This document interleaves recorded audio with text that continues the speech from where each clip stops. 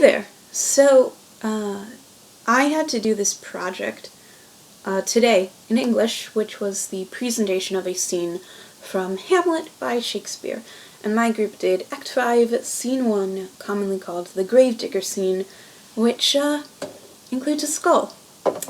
So, on Thursday, my mom and I drove around all over the place. We drove to Party City, we drove to Michael's, and then we drove to Petco, and we drove these three places to find a skull. Because poor Yorik needed to be in our scene.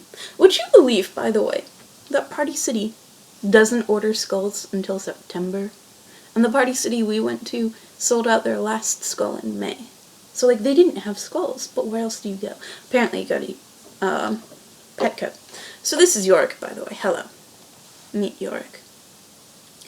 And, that meant that Yorik was with me, like, all day in school. Along with a shovel. Actually, I left the shovel in my first classroom, which I then picked up at the end of the day, but that's a story for another time about how my school works and whatever. Anyway, so that means that Yorik was present in all my classes, which means that, like, he'd sit on people's desks, and we passed Yorik around because a lot of people seemed to like Yorik. I kind of want to find some place to put Yorik, like, in videos, just casually. A memento mori, if you will. Because Yorik, and skulls in general, are very potent imagery.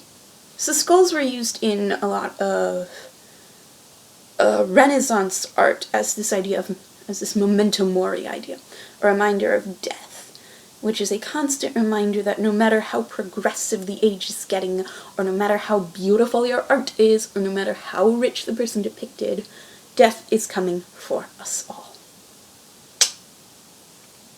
And this is not something necessarily to be afraid of, just a reminder. And that reminds me a lot of a quote that my math teacher's professor told her once, which is, "We are all dying. We are all dying. The thing that you spend your life doing is what you are dying for." And I thought that was really powerful, because it's true. We are all dying through entropy, and it is the things that we spend our time doing that we deem important enough to sacrifice for. That is what we are dying for. And here's the thing. I talk a lot about entropy. I talk a lot about death. I make jokes about it a lot at my school.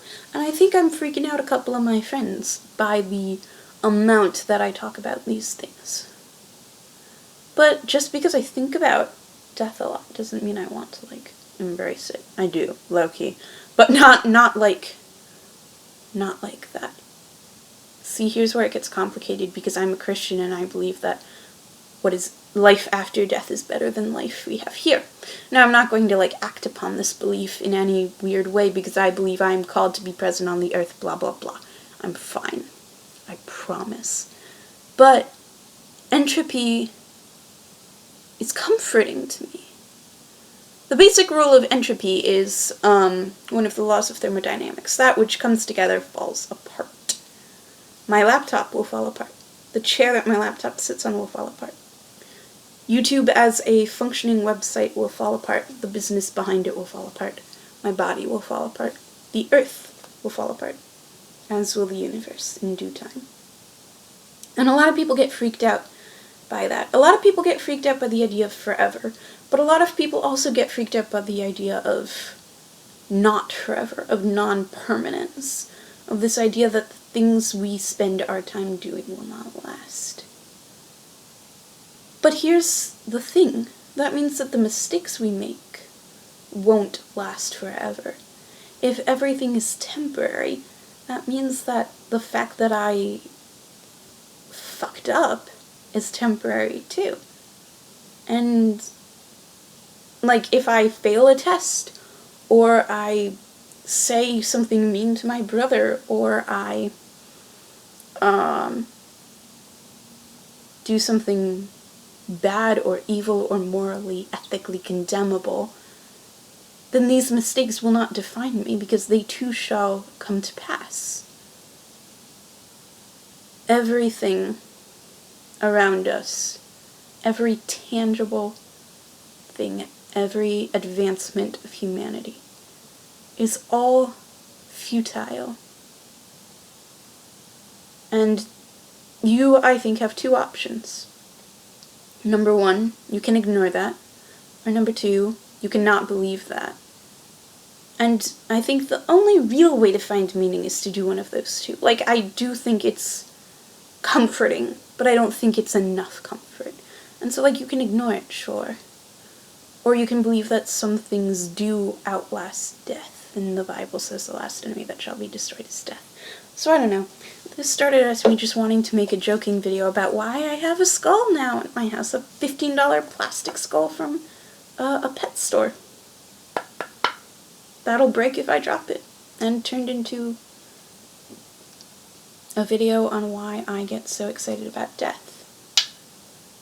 Entropy. I'm super excited by it. And I do promise that I will be here tomorrow, and the day after, and the day after. And no matter what I might say in person, I do enjoy this realm of suffering. I hope you have a great day.